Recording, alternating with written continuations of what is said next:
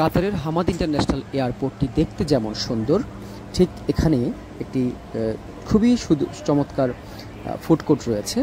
তো যেহেতু দুপুরের সময় হাঁটতে হাঁটতে অনেকটাই ক্লান্ত দেখতে দেখতে এখন আসলে পেট বলছে যে কিছু খাবার প্রয়োজন।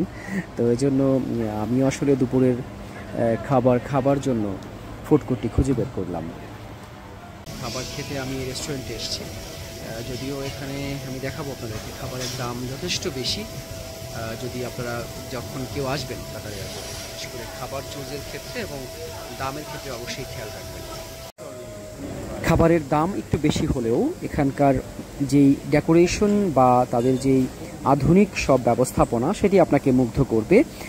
দেখুন, এই রেস্টুরেন্টটিতে আমি বসেছি এবং এখানে কিন্তু খাবার সরাসরি অর্ডার দেওয়ার পরে কাউকে হাতে ধরে সার্ভ করতে হচ্ছে না। অটোমেটিক খাবারগুলো কিন্তু এমন সেট আপ করে তৈরি করা যাতে করে খাবারগুলো নিজেই ঘুরছে এবং আপনার সামনে সেই খাবারগুলো চলে আসবে।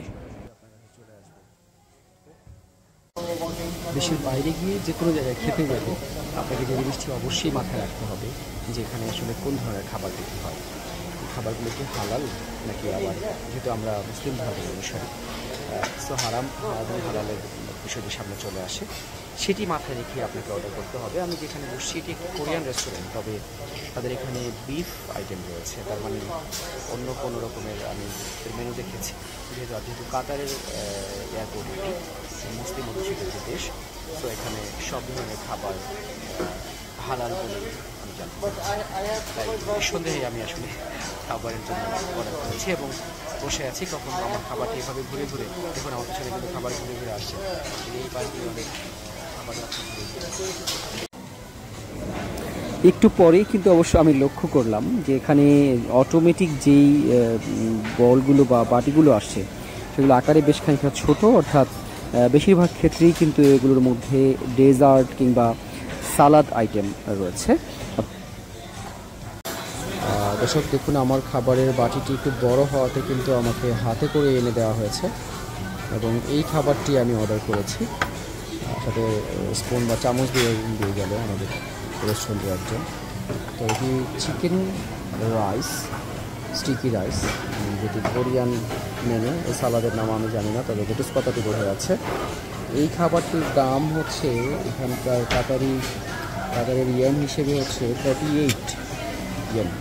এটি যদি আমি বাংলাদেশি টাকা কনভার্ট করি, যদি আমি ডলারে পেমেন্ট করবো, কারণ আমার কাছে কাতারের কোনো ইয়েন নেই, ডলার হিসেবে প্রায় $14 পড়বে। বাংলাদেশি টাকা যদি আমি বলি প্রায় 1600 টাকা পড়বে শুধুমাত্র এই খাবারের দাম। যাই হোক, আমি অবশ্যই খাওয়া শুরু করেছি এবং খাবারের মান যথেষ্টই ভালো। যদিও দাম দিয়েছে বেশ, তারপরে আমি বলবো মান ভালো। 1 2 3 4 5 6 7 8 পিস তারা চিকেন দিয়েছে, আর সাথে সালাদ আর স্টিকি রাইস। যদিও খাবারের দাম অনেক বেশি, কারণ এরপরে সব ধরনের খাবারের দামই বেশি, তবে তারপরেও ক্ষুধার রাজ্যে যেহেতু বলা হয় পৃথিবীর বর্তমান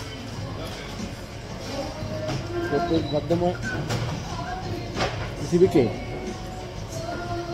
শান্তি দেওয়ার চেষ্টা করছি খাবার খেয়ে। আপনি যদি ট্রাভেলার হন, এক্ষেত্রে একটি বিষয় অবশ্যই মাথায় রাখতে হবে যে খাবার নিয়ে আমরা ঢাকায় বা বাড়িতে যেটি করি, এটি খাবো না সেটি খাবো না, এটি কিন্তু করা যাবে না। অর্থাৎ ঘুরতে হলে আপনাকে কিন্তু সেই দেশের খাবারের সাথে অভ্যস্ত হতে হবে। আর যদি আমার এই ভিডিওটি আপনাদের একটু হলেও ভালো লাগে, তাহলে লাইক বা শেয়ার দিয়ে আরেকজনকে দেখার সুযোগ করে দিন।